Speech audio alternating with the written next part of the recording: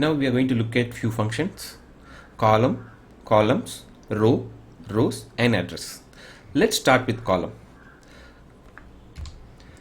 Column function helps to identify the column number. So now I want to identify the column number for these cells. So here D, here I have data in G, and here in F, and here in K. I want to know the column number. Equal column tab. Let me choose this. So this is the fourth column. Same thing I'll do for remaining cell. Column, I like the cell. Seventh column. Here it is 11th column. And then last one is the 6th column.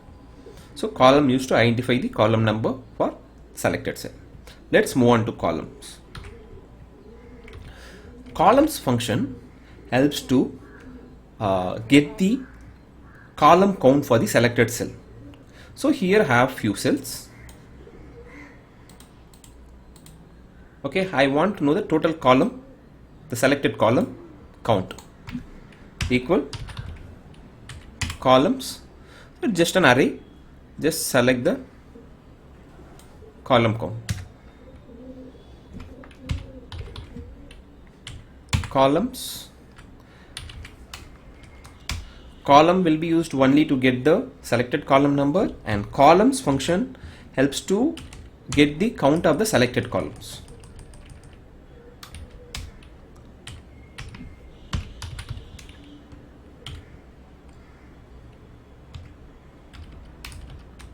So now if you see here, I have selected 5, here 4, here 2, here 3. So these function you can think where we are going to use all this. So it will be covered in the advanced level. So these function will be useful there.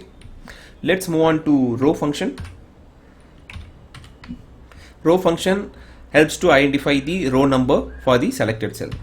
It's almost similar to column. So row, select the cell. So it's a fourth row. Again row, let me select the other cell.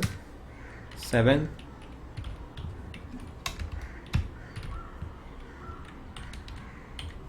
row 10,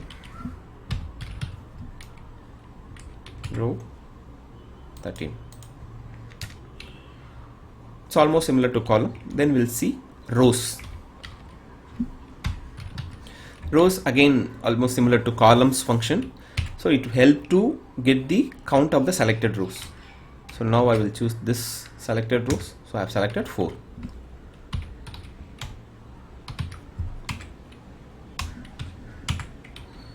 So now again here I have 4.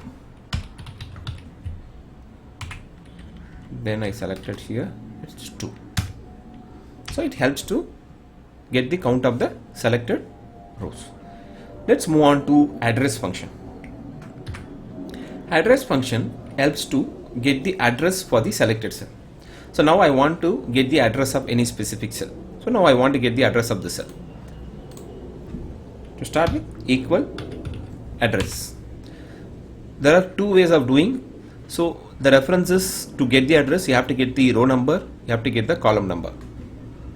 And also you have to define the absolute reference, whether you want absolute reference or relative reference.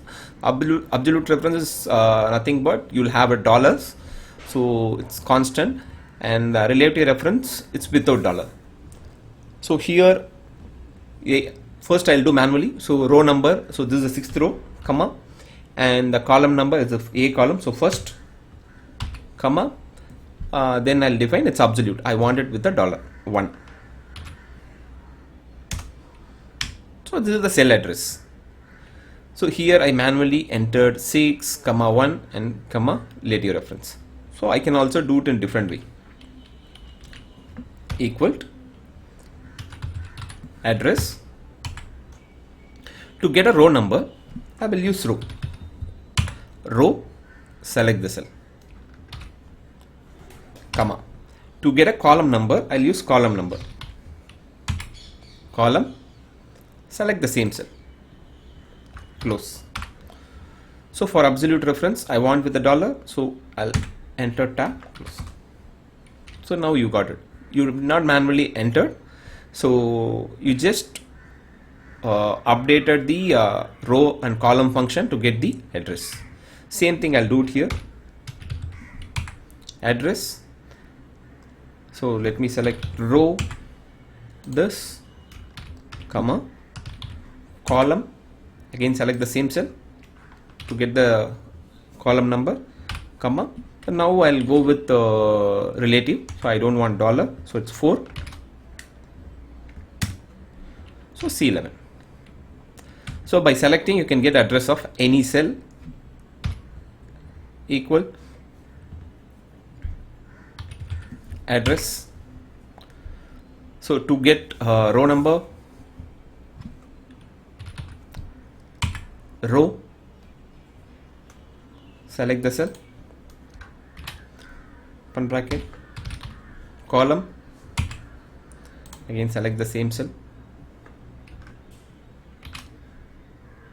come on. So now you got it. Let's move to next function.